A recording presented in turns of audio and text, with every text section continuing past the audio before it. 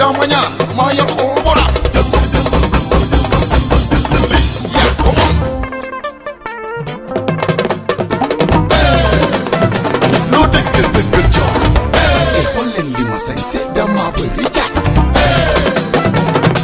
asalaamaaleykum chers téléspectateurs amaan mbégte ak contentement di leen retrouver ci seen émission ngonal di ci àndal DJ Diaz ma bàyyi la nga. waaw kon asalaamaaleykum chers téléspectateurs xawtina tamit Cheikh seen internet yu baax yi tamit ko ci boobu si neen kilifa diine yi ak ñi nga xam ne tamit ñooy suñuy waajur rawatina suñu papa ak suñu yaay di moo li nuyu tamit bépp ndaw di nuyu ndaw ñu baax baax comme ni ñu ko faral defee ngeen seen émission ngonal si saa su ne ngeen ànd seeg Sister Eva ak DJ Sarr ak man DJ Diaz kon ñu di jooyaloon nuyoo bi si kuréel ak képp ki nga xam ne yaa ngi ñuy sax bu baax a baax. DJ Diaz maa lay nuyu. waaw asalaamaaleykum sama gars yi bëgg nañu ci arrêté leen di am contact yi cofeel wala di leen fekkaat fii ci émission ngonal yi di ci ànd ak suñu benn Sister Eva ak DJ Diaz di nuyu téléspectateurs yi yëpp ak mboolem koo xam ne yaa ngi sax ci seetaan suñu seen vidéo yi nga xam ne mooy Bako TV asalaamaaleykum. Merci beaucoup tey nag thème bi nag dañ doon wax sur les réseaux sociaux parce que réseaux sociaux dafa ëmb lu bëri DJ Sarr. waaw ginnaaw bi ñu leen nuyu di am mbégte kontaante bu baax ci thème bi ngeen indi tey muy concernant réseaux sociaux yi réseaux sociaux nag ku ko wax di nga wax avantage di nga wax inconvénient mais de ma part personnelle man dama jàpp que ne dafa nekkoon loo xam ne avantage la ci pour ñëpp mboolem koo xam ne yaa ngi ci jamono ji di dund. réseaux sociaux bi dafa nekkoon loo xam ne dafa ñu arrangé intéressé ñu aussi mais malheureusement dafa nekk loo xam ne am nañ ci avantage yoo xam ne may nañu ko mais am na yoo xam ne aussi yàq na ko ci biir société bi comme léegi ñu ngi ci avantage yi dugguñ ci inconvénients yi dañuy ñëw li nga xam ne mooy suñu xalaat ci li nga xam ne avantage la bëri na loo xam ne avantage la aussi ndax technologie dafa doxin boo xam ne mënuñ dund sans réseaux sociaux ndax tey man maa ngi fii la xew Gabon dama ko yëg li xew Mermoz dama ko yëg li xew Diourbel dama ko yëg à cause des réseaux sociaux ci laa ko mën a dégg ndax bu njëkk saa bu amul pour nga jot information du yomb kon nag foofu it dañ ciy sant yàlla ñu may genre yooyu mais li nga xam ne aussi am nañ ci avantage muy li nga xam ne concerne ne réseaux sociaux yi loo ci bëgg a xam tey mën nga ko xam mën nañu wax ne xaw ma dara moom j'espère que xewi na moom ndax su fekkee damay nekk xale ñu jàngal ma benn yoon te fekk dem naa ba mag yoon yëpp ubbi ko ci man mën na benn semaine bu ma ci neex mën na jël ndax tey su ma choisiroon ne léegi comme yàlla dogal na jànguma Coranique de 8h à midi aaya bu ma ci bëgg a jël su ma neexee am ko. ndax duñ ko mokkal dinaa ko mokkal. réseaux sociaux baa ngi fi. réseaux sociaux baa ngi fi kon loolu it nañ ko ciy sant. mais kon beneen bi nga xam ne moom laa ciy toppaat suñu état yi dañ ñu cee jàppale wul préparé ñu ci pour ñu mën ci adaptation boo xam ne dinañ ci mën a doxe comme ni mu waroon doxe ndax actuellement benn université ci biir réew mi dégguma ci benn fac boo xam ne dañuy jàngale réseaux sociaux te pourtant dañ ko war a dugal ci lycée même CM. si programme bi. waaw ci programme bi nga xam ne bala ngaa dem fenn yow day fekk nga mokkal li nga xam ne mooy programme bi nga moytu li la ciy lor xam li la ciy arrangé ndax aussi man mathématique muy lépp bépp secteur boo ci laal même ouvrier yi léegi mën nga cee wàcc à cause des réseaux sociaux nga xam li nga war a xëyee suba li ngay def xaw ma moom baatu xaw ma réseaux sociaux daf ko fay jël kon nag ñu ngi ci gërëmaat ñëpp di gërëmaat Sister Eva mi nga xam ne yow yaa indi boobu thème muy thème boo xam ne dafa lëmbee réew mi nag jamono ji ci lépp doomu aadama yi daal lépp rek mën nañ cee passé ci réseaux sociaux yi kon nag réseaux sociaux moom man sama jëmmi bopp dafay defar mais ci biir société bi mu dugg lam leen fekkee rek nañ continuer ñoom ba réseaux sociaux déjà avantage yi par man boobu man avantage yi moo ëpp inconvénients yi ndax man su fekkee dama bëgg lu baax di dund lu baax doxuma ci lu dul leneen lu dul xam-xam ci xam-xam rek laay focaliser. avantage yi moo lay yitte. waaw avantage yi rek mais su fekkee man nag caaxaan wala mu fekk ma ci société boo xam ne foo kafre feeñ amul fula noonu la lay poussé gën la yombalal lool kon nag foofu ñu bàyyi ci xel xaaral rek Sister Eva ñu laajaat ñu leneen loo xam ne ko ci ñu wax. comme ni ko DJ Sarr waxee rek yaakaar naa ne réseaux sociaux yi boo ci duggee tamit bu la avantage taxee jóg vraiment li am important rek ngay jël mais inconvénient yi mën naa ne mën nga ko jëlee tegee ko de côté DJ Diaz li DJ Sarr wax li mu wax nag boo xoolee parce que moom mu ne li si avantage nag man su ma xoolee si Sarr li mu ne li si avantage ëpp li nga xam ne mooy inconvénient yi mais man sax côté boobu man Diaz man li ma gis parce que bu ñu xoolee avantage bi bu njëkk la woon si réseaux sociaux bi mais par rapport ak tey jii mën naa ne réseaux sociaux bi léegi avantage bi léegi boo xoolee inconvénient bi moo ko ëpp. non est-ce que tamit du yow li nga gisee la parce que xam nga moom dafa ne moom. du côté moom avantage bi moo ko ci ëppal. loolu la wax parce que moom li am important rek lay jël. inconvénients yi moom jëlu ko. waaw mais mën na am na inconvénient. am na inconvénient mais avantage yi. avantage yi moo ëpp ndax man sama jëmmi bopp actuellement nii suñ toogee nii di waxtaanee. c'est à cause des réseaux sociaux quand même. waaw c'est à cause des réseaux sociaux parce que bu ñu xoolee dëgg la ne Sénégal boo xoolee nit ñi sax àdduna laay wax léegi lépp li nga xam ne ñu ngi ko doon xool si télé ñu ngi ko doon toog di ko xaar suñu télé léegi ñëpp mën naa seen téléphone lañ koy lijjantee te li nga xam ne tey da ngaa waroon dem jug sa temps dem doxi ji ko dëkk ak dëgg loolu bu si avantage bi la léegi yaa ngi koy lijjantee sa téléphone boo xoolee ñi daan jug di dox fii ba banque ak jamono ay ñoom maam ñu daan lijjantee xaalis ak léegi sa téléphone ngay toog am li nga soxla te doo déplacé wu kon côté boobu noonu réseaux sociaux bi am na fa importance mais il y a un côté la réseaux sociaux tue et ça barrique. waaw ba tey mën na nekk ndax comme Sister Eva mu ngi nii toog tey da ngay gis Sister Eva moom mu yor njaayam di jaay nga toog fi nga toog xam ne Sister Eva mu ngi bërëb sangam di jaay. nga ñëw fekk ma fa. ma ñëw fekk la fa wala man ma utiliser waat beneen réseau. pour moom mu mën ma indil samay bagages. sur place du ma bouger du ma indi yenn kon nag moo fi daal sëñ Didier Diaz. mais xam nga boo xoolee si biir réseaux sociaux bi réseaux sociaux parce que pourquoi am na ça panique c'est parce que les Sénégalais surtout les Africains je me dirais quoi surtout les Africains parce que tey am na suñu bëri ñi nga xam ne comme man li ma gis tey man dama créer sama site comme besoin d'emploi léegi man sama site besoin d'emploi boobu dafa fekk ne benn Ousmane Sow la wala benn El Hadj Diaw ba nga xam ne biir néegam la toog créer benn site am bind ne offre d'emploi léegi chaque élément yi nga xam ne ñoo soxla emploi léegi dañuy mujjee envoyer mu naan leen da nga di joxe frais de dossier ou bien des frais de dossier de 5 000 ou bien de 50 000 tu vois cette façon d'arnaque yi nga xam ne lépp dafa ressource bi ko ëmb. bah oui loolu moom c'est vrai parce que tamit xam nga nit ki day posté ne offre d'emploi comme ni ko waxee ba boo demee ci entreprise ba leneen nga fay fekk loo xamante ne mentionné wuñ ko woon ci affiche bi. waaw loolu dana bàyyi xel de. Eva loolu mu ngi lor instant bi ñu bëri ci population bi moo lor ndaw ñu bëri nag. ndax tey pour man tamit Diaz quoi boo demee nag sax tey ba wutu liggéey si dugg ci Facebook wala dugg ci Instagram yi da ngay wutu liggéey nga tombé fa benn El Hadj Diaw ba nga xam ne moom bu xëyee néegam lay toog teg barada kaasam taal ordinateur am di seetaani film am. waaw mais léegi nga ne ko El Hadj léegi mu ne la emploi nga soxla nga ne ko waaw léegi El Hadj Diaw ne la li nga xam ne may def nga ne ko naam léegi dama maa ngi emploi bi nga xam ne ça paye chaque mois 200 000 léegi benn DJ Sarr jógee fee ne waaye yow woo lii dal naa si fekk na ni boobu El Hadj Diaw emploi ba mu koy wax sax wóor na yàlla xamul sax na emploi ba bindoo. mais dafa fekk comme DJ Diaz moom loolu moo ko intéressé foogante ne dëgg la. foog na dëgg la. parce que moom dafay wër liggéey rek ba léegi xamul ne da nga koy. dee nag ñoom ñi jël seen xaalis di ko si dugal nag. mais loolu même yu loolu defetu état la ndax réseaux sociaux dañ ko war a contrôler. te du man maa koy contrôler du yow yaa koy contrôler. état bi moo war a jël motuwaay yoo xam ne ku ci defati yenn yoo xam ne arrangé wu population bi wala day yàq population bi mu teel cee jël matuwaayam. ndax tey lu ma dugal muy TikTok Instagram Twitter Facebook balañ publication bi jàll war nañ xam lii est-ce que c'est publicable ou bien. xam nga loolu it ñoom déjà daf ciy nekk. mais quant à arnaqueur même sur réseaux sociaux amul loolu moom fi lañ ko fekk. te fii lañ koy bàyyi xanaa daf leen yombalal liggéey bi mais ki nga xam ne dafa xas jubadi pour ñu jaar sa kaw jàll même sur réseaux sociaux amul day demee noonu. dëgg la comme ni ko DJ Sarr waxee rek xam nga man yaakaar naa jeune bu nekk di dugg ci réseaux sociaux yi di ñoom ñoo war a yeewu quand même kenn du leen wax li ñu war a def parce que réseaux sociaux yi kenn du ci dugg ne da ngay wut liggéey. am na nu ñu koy defee sax mais nga tegaw ci anam yoo xamante ne doo ci am benn problème. tu vois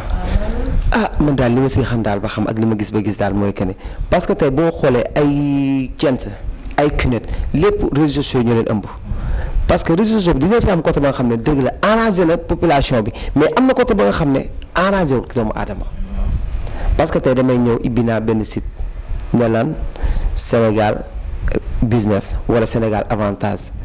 moo tax mais tamit dañ koy sàkku di ko ñaan ñoom ñi nga xam ne ñoo gérer wàllam réseaux sociaux Sénégal ndax bu ñu xëyee dégg ne tëj nañ connexion bi wala soit tëj nañ TikTok bi xam nga tey loolu noonu lépp la moo ko waral c'est parce que ñoom ñi nga xam ne ñoo ko gérer ñoom yoru taxawul seen matuwaay taxawul ni ñu ko war a taxawee taxaw ko ay correctement parce que bu ñu ko taxawee ni ñu ko waroon taxawee loolu lépp du sam duñ tëj li duñ tëj te parce que ni ñu ko war a surveiller ñu ngi koy surveiller noonu ndax boo xëyee rek saar tëj xëy rek tëj. non parce que même ça loolu cause problème parce que ñu bëri ci réseau yi la ñuy liggéey. la ñuy liggéey. ci la ñuy liggéey. même loolu moo dul normal ndax nit ki dafa am liberté d'expression fi mu toog yi àdduna mooy dox di dox bu man ma mën a toog sama biir néeg wax ak ki nga xam ne moom ci biir néegam te duñ gisee. loolu nag ci dund bi la. dëgg la quand ngay tëj benn secteur ci réseaux sociaux yi soit TikTok ou Facebook même données mobile du yoon nga koy tëj ndax man maa ngi ciy liggéey di gis sama bopp di ci joxe dépense di ci faj samay aajo.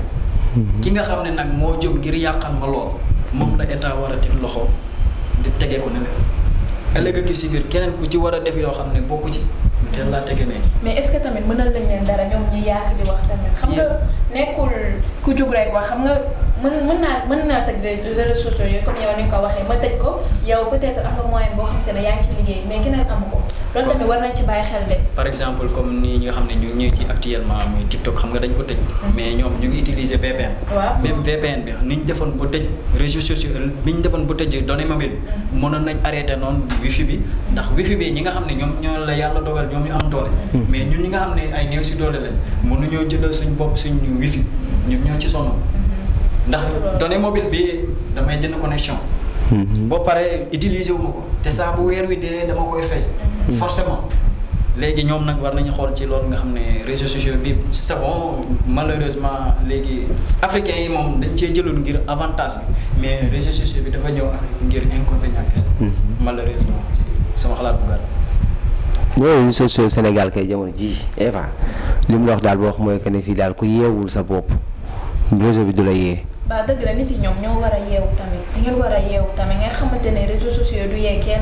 yéen seen magu bopp ngeen parce que ku dem ba jël sa nu mu tuddati sa machine nekk ci internet bi du def lu la neex mën nga xam bu baax fi ngay teg sa tànk parce que tam kenn du jóge fee di la wax benn DJ Dia du jóge fee di la wax defal li wala defal lee tamit yéen a war a xam fii li ngeen di war def rek. Sénégal am fi xaalis dafa yomb de mais Eva tey ñoo dem di direct dem xool ji pub dellu si waat. ok d'accord loolu la ñuy def sax dem xool pub ñëwaat. gannaaw bu ñu jógee ci région bi dellu si waat ci seen plateau ngonal si ñu ñëw ci deuxième partie bi ñu wax si clandestin moom ku ko xam ne yëngal na àdduna mun naa ne àdduna sax parce que fan yi gis nañu jeunes yi luñ ci nekk di def saa ma bàyyi la nga wax ci tuuti. waa indi nga thème bu ma sawar a débattre comme ni nga ko waxee ci lii bi rek biñ dugg si waatee ci baatu clandestin mooy loo xam ne saa boo nee clandestin rek déjà irrégulier la lu normal la ndax clandestin moom saa boo ko dégg rek baat bi moom war na la ne. moo lay njëkk a tiital moo la njëkk a tiital moom la ne lii nekkul loo xam ne dafa teg ci norme yu normal kon nag dañ nekk boo xam ne xaaral ñu bàyyi ba ci kanam ñu gën a xool si.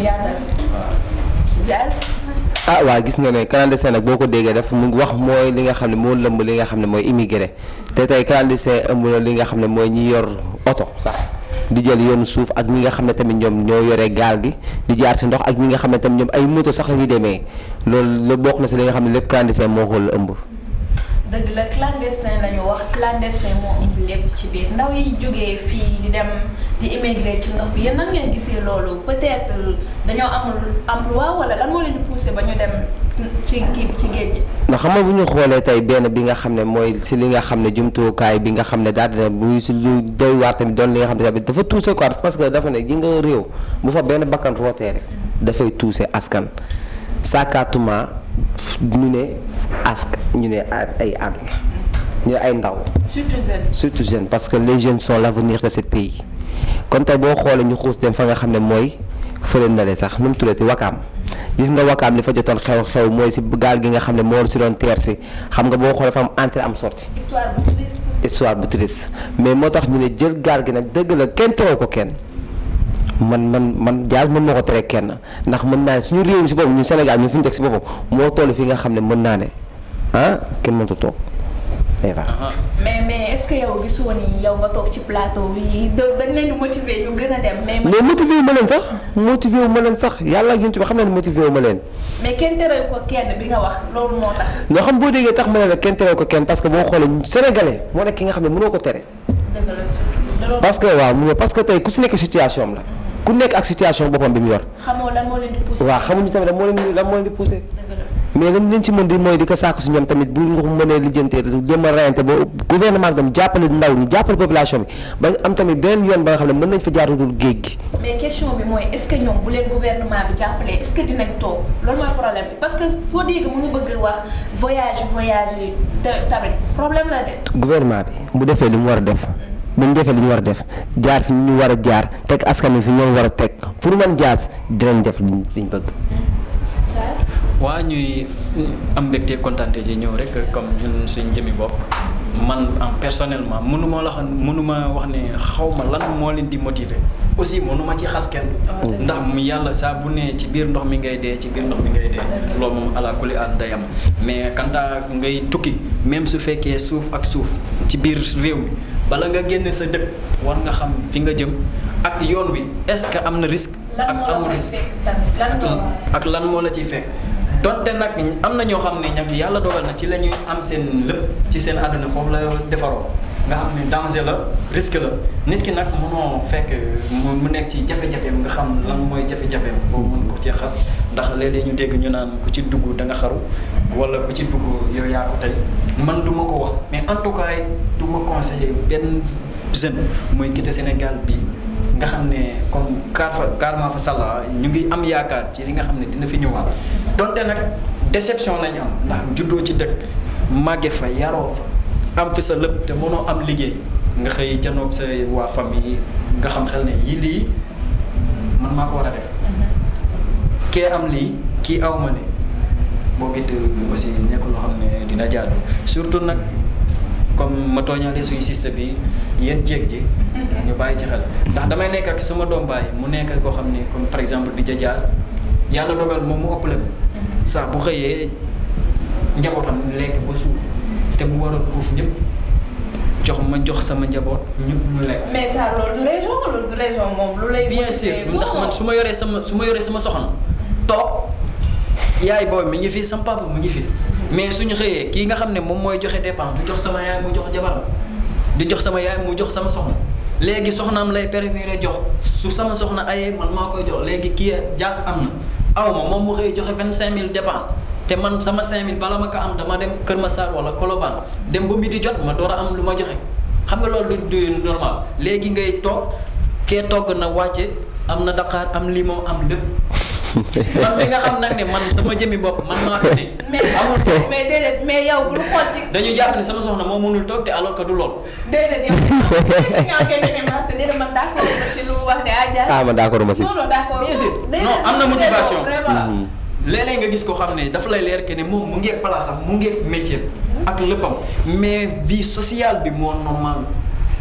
ndax man mën naa def. yor sama biti ndax kuy tagg billet gaal yaa ngi sa 350 000 400 000 ndax mayuñ ko kenn du gratuit n'est-ce pas du gratuit musuma cee dem na du gratuit léegi 350 000 yooyu wala xaw ma 500 000 xaw ma 1 million nga jël ko dugal gaal mu leen sa bakkan bi risque des na ci am na loxo donte nag ku ci dem am nga 1000 sens pourtant nit ñi nga fi bàyyi ndax réew mi moo demee noonu mais man personnellement du ma ci ànd ak kenn te ku ciy demit su ma ko yëgee signalé loolu am naa ci problème lii ndax dañ ci am cas yoo xam ne actuellement da ngay dem ba pare ñu kidnappé la surtout ci suñ mbokki naar yi mën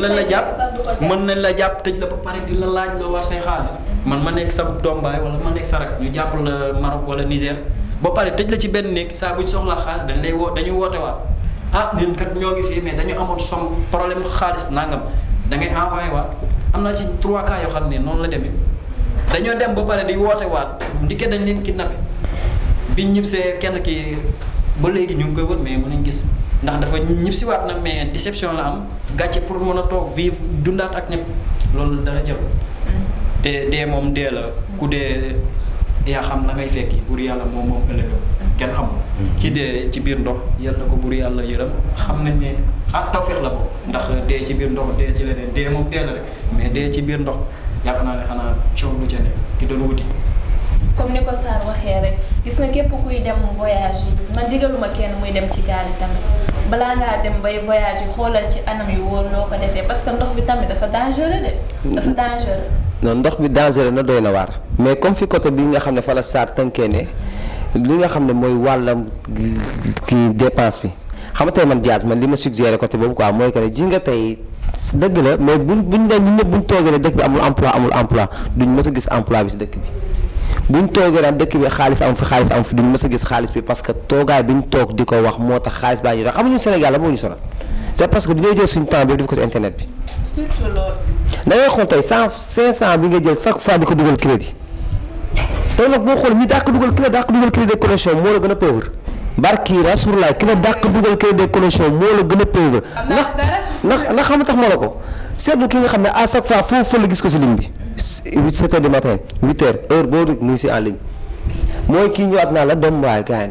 tey ngeen añ bi la gaañ ma ne suñu kër parce que ji nga tëdd duñ jël lépp sëf ko gouvernement bi ne problème yëpp gouvernement manque d'emploi ji nga fii boo bëggee liggéey da ngay jóg wuti tey Sarr nee na que si biir kër gi kii moom mu ngi xëy di indi dépense 25 000 léegi alors que foofu ma posé ko moom sax Sarr question ne léegi moom mi nga xam ne tamit mu ngi soxnaam léegi moment bi nga xam ne kee aye na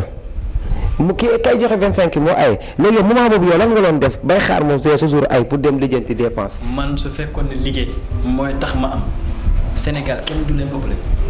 dañu am jeunesse boo xam ne du yaafus du dara liggéey rek lañ gëm. mais jeunesse bi ñoom ñoo amul liggéey ñoom ñooy taxawaat di poser question ñoom amuñu liggéey. non liggéey amul moom man du ma considérer kenn ki not ku toog këram naa liggéey amul. du yoon. fii ba Kédougou saa boo xëyee bala nga waaj di nga am loo waaj même su fekkee chaque jour 2000 francs moo gën nga xëy teg caayin di xaar añ jot wala nga ñëw xaar ba 11h ndax yàlla dogal na dund naa quelques marché ci biir dëkk bi damay bañ a citer yenn yi gars yi xam nañ bu baax li may wax ndax da nga xëy dem ba midi wallahi asi sa morom wala mu ëpp la ñëw taxaw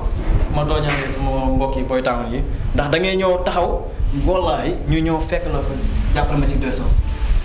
jàppale ma ci 300 pourtant booy bi nga xam ne dafa jógee Diourbel wala moom mu jógee Tamba 10 000 francs moom lay ñëw su ko neexee mu jënd mbuus ndox mi su ko mën na dem tey am 250 lekk 200 yi caaf tëdd noonu toog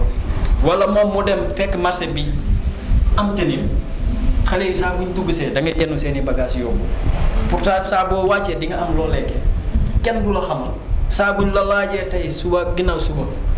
da nga am même su fekkee 1000 francs da nga koy joxe mais quant à vie sociale bi lañu war a xoolaat man sama jëmmi bopp dama jàpp ne moom moo motivé nii ndax nit ki nag saa bu ma yeewoo sama kër fukk ñu ne ma yow ngay nelaw heure bii ba heure bii wala man ma taal télé doomu sama mag ñoo fay télé xam nga loolu it te sañu ma wax. sañoo wax ndax amagoo. mën naa poussé ma génn en tout cas nag ànduma ak mboolem kenn koo xam ne day dem ndax man moom gaal baa ngi nii da saa boo duggee soo eggee da ngay am liggéey obligatoire du tax ma dugg. mais tamit gratuite du tamit du ma dem. mais tamit parfois war nañu xoolaat ci kër yi parce que da ngay gis koo xamante ne mën naa ne moom mooy chef de famille bi à part père bi moom la ñu war a respecter li comme nga jàng ba amoon nga jàng daal ba taxaw say kër mais yow amoo liggéey tu vois. kenn du la jox cër kenn du la respecté ndax lan yow amoo liggéey defoo fi dara moom fajoo gàcce defoo dara. lu ñu jël xëpp ko sa kaw. soxna Eva man du ma ànd ak yow foofu njàng du question pour am xaalis. njàng pour xam-xam la. mais pour xam-xam la. mais boo baat ngeen yow déedéet non ça xoolal ki jàng ba pare amoo kayit amoo def dara déposé nga di xaar pour ñu embauché la. Eva fi jaaykat yi ñi am diplôme yi ñu yore master yi. njàng xam-xam la. nit nag coranique bi muy français bi alxuraan bi pourquoi magasin yi nga dugg yëpp saa boo ci duggee ñi jàng alxuraan moom nga fay fekk ñu toog uuf seen i kàddu mu leer na ne ñi amuñu benn diplôme dafa metti ci benn côté yow nga jël sa carrière yëpp nga concentré ko si étude bi nga def 36 ans de parcours sans reprise yow ñu ne xëy tey amoo liggéey tamit loolu tam problème. mais xam nga li ma wax xam nga tey cadre d'emploi boobu tamit nga wax dëgg parce que Sénégal ñooy soxla nañ emploi soxla nañ ndaw ñi fi ne ndaw ñi surtout la jeunesse parce que tey boo ne li emploi si jeunesse bi nga koy njëkk a waxal jeunesse bi ñoo gën a soxla emploi ndax tey mën naa ne nos grands-parents nos parents xam nga ils ont eu presque terminé leur carrière mais tey comme da nga koy xool si dëkk bi ñu dëkk tontal nee ma ban entreprise nga fi gis ba nga xam ne pour jeunes yi di fa liggéey la te pourtant boo xoolee fii am na maire am na lépp mais tontal la xam nga emploi la ñoo fi am dawal saret lango oto sàcc wala fen ba sàcc moom du métier. du métier ñi mais fii moo fi mujjee nekk métier na xam ne pas parce que dañ leen jàppale kenn jàpp gisuñu ku leen jàppale te pourtant ñu mën a jàpp ñu si commune bi. non bu wax jël déedéet sàcc kenn du ko jàppale ci dara. waaw léegi nag yow boo dee da nga jël ëpp skin yi sa intention nga ne yow da ngay sàcc ala kulli aadi da ngay sàcc. fii ku jug ne damay sàcc da ngay sàcc. mais bu bëggee force di nga am loo def xoolal ki li mu wax da ngay jaay dem jaay ndox. moo gën sàcc de sàcc doo. moo gën sàcc nag mais Eva ji nga askan wi ñoo toll fa nga xam ne instant bi nii buñ leen taxawul jàppalewu leen laa lay wax ni askan bi dina doy waar. en tout cas daal kenn moo ci mën a jàpp muy ñaar ko muy jeunesse bi ak état bi. keneen moo ne ci tus ndax man sama papa depuis ba mu jógee Tabaski ba léegi xamul ci lan laa nekk kon kooka dèjà mënatul éducation bi ma jàngaloon mën naa see jafe mën naa ñàkk a jafe. mais état bi nga xam ne saa bu ma génnee ci mbedd mi obligatoire dinaa tase koo xam ne saa bu ma jàddee yoon mu teg ma ci yoon wala su ma xëyee amuma liggéey dinaa am foo xam ne dinaa fa mën a liggéey alhamdulilah mais kantaan nag wàllu clandestin moom ànduma ci benn côté. mbaa kenn àndu ci mais tamit xam nga doo xam région yi leen di poussé ba ñu dem loolu mooy problème bi. amul source de motivation clandestin moo nekkul. ndax yow su ma yeewoo suma kër. di bañ aussi ñu ne diw moo nekk nii man ma doon benn ci sama yaay. dem ci gaal yi maara daytaali mën naa dee. mais ça c'est que ku nekk situation dëgg mais yow ki toog këram ba xam ni lii su ma ci duggee sama bakkan mën naa ko ci ñàkk mais mu gëm a mu dem mais xamoo li ko posé tamit. mais fii ku nekk situation boppam. parce que yow ni nga toogee say situation boobu am na ku la gën a pire situation toog ndax am na si ñoo xam ne tey bu ñu xëyee war ke restaurant ndékki sax du am seen kër bay añ ba ngay xalaat añ. loolu moom du ma la ci. te demuñu fenn. comprendre nga tey immigré yi nga xoolal nit ñaan yàlla lu mu def sa jë allah kulli àllam kay yoon ndox bi nag ku si war a jaar saar mën na toog fi ne léegi du ma sa jaar si ndox bi mais xoolal bés bu su fekk suñu borom bindee ko si jëm bi ne dina fa jaar mais lan mooy que ne nag mooy que ne gouvernement bi jël si seen matuwaay xoolal fanweeri doomu aadama yi desoon Mbuur anañu est-ce que dégg nga si gouvernement bi wax si est-ce que dégg nga ku si wax te pourtant à chaque fois da ngay dégg télé dañuy toog di wax dañuy kaas mais doo gisaat après benn homme politique wala kenn ka nga xam ne def na si motivation bi nga xam ne tamit population bi jeunesse bi askan bi dinañ kon nag si yoon bi lañu war a jublu gisoo ko benn kenn ku jël teg solution si kaw taal bi gisaguñ ko. mais gisaguñ ko boobu ba tey jeunes yi ñoom ñu ngi mobilisé wu di dem ba léegi loolu tamit xam nga kaa la. loolu kaa la risque la. kaa fi nga toog bu am paasu gaal ndax gaal yi man leer na ma ne du gratuit. non du gratuit. du gratuit fi nga jaar bu am paas. fi nga jaar bu am paas su fekkee yaa xam da nga teggi na da nga am loo def bu mën cee jaar bu am paas paasu gaal boobu man ma yor ko. mais yow ku la man ma yor ko gis jeune boo xam ne daf lay leer que ne 50 000 la démarré liggéeyam dégg nga ñetti weer yi ngay toog ñàkk a dund bu normal 4e mois bi. sama akulaay taala saa boo gëmee sa bopp génn. boo gëmee sa bopp li nga dem mais yow lu la leer ni loolu noonu bu demee yóbbu gaal abbu ko wala lebu ko wala bu demee ba foofu yaakaaru dina am vie bu gën a meilleur. di nga xam di dem ci gaal bi war ne ma ci gaal yi ngay dem ma lay abal sama xaalis. non léegi saa boo ñëwaatu. non. fii ak 5 ans. non waxoo ko foofu xam na ko ñi dañuy yaakaar dara moo tax ñuy dem. xam nga nit boo xamoon ni boo demee di nga bàyyi sa bakkan foofu doo fa dem. même saa boo te képp ko xam ne dama lay abal sama xaalis ba pare boo demee doo ñëwaat du ma la ko jox. mais ñoom dañoo gisul dara Sénégal peut-être dañoo gisul dara Sénégal moo tax jël seen xaalis tayale ko ci gaal bi peut-être mën nañ fa yem. même retour boobu moo nekkul ndax même saa boo eggee même soo amee liggéey bala nga am kayit ba mën na ñëwaat ci jàmm ak njëkk ci sa biir réew fekkat sa famille obligatoire nga def fa ay at léegi 1 an 12 mois sur 12 ngay xëy di gon comme ni ngay liggéeyee fee ndax saa boo demee fee kenn du la yore sa dara même sa togg ak sa lépp yow yaa ko yore sa bopp saa boo ko defee ci réew mi nii mais fee nag wax dëgg yàlla ma dem foofu noonu nekk fa taxawaalukat moo ma gën a makkoon moo nekk taxawaalukat. mais saa boo fa nekkee taxawaalukat sa famille ne fii.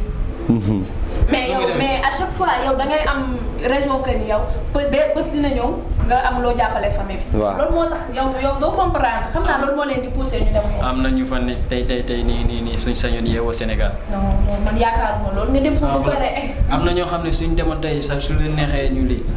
yeewoo si biir seen réew. fépp ay metti fépp la nag. ba fépp mais da ngay gis foo xam te ne dafay tane am na partie boo xam ne day tane. parti bi fekk kan tane ku nekk ak ki tane moromam mais daal li may ko wax côté jeunesse bi daal mooy que na population bi jeunesse bi tamit yeewu xam nga ku xamutoon nga jéem a xam loolu mënul tamit nga jéem nga fexe ko man tamit quoi parce que tamit am na li nga xam ne tamit dafa doy waar parce que dëkk bi ñu nekk moom mën naa lépp jaxasoo. dëgg la sans plus tarder dañuy ñëw xam naa tàggatoo parce que tamit heure baa ñuy daw tey tam bi amoon na solo vraiment samay partenaires maa ngi leen di jaajëfal li ngeen wax yëpp am na solo waa di leen bàyyi ngeen tëj rek da beneen yoon incha allah. waaw xam naa ne mën naa noonu laay daal di jaar tàggatoo ak chers téléspectateurs ak chers internautes ak kii mboolem doomu adama bi nga xam ne yaa ngi toog di la ñu suivre ak di ñu bàyyi sa xel di si am kontaan ak mbégte bu baax a baax di leen di wax xam naa ba beneen jeudi incha allah ñu dellu si waat ak yéen ngoonal bi te xam nga ak yeneen i façon ak yeneen i style tamit ak Sista Eva ak DJ Sarr ok jaaw ak léegi.